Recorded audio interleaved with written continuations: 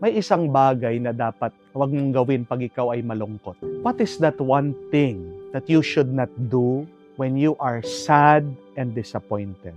Do not make any major decision.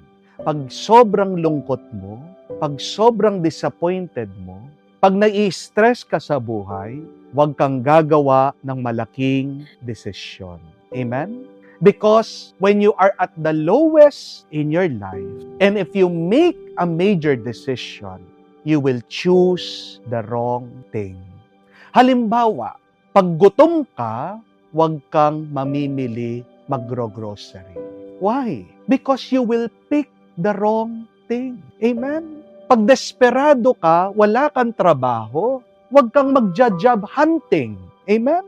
Dahil, pag wala kang choice, merong binigay na trabaho sa'yo, kahit na pangit ang trabaho, kahit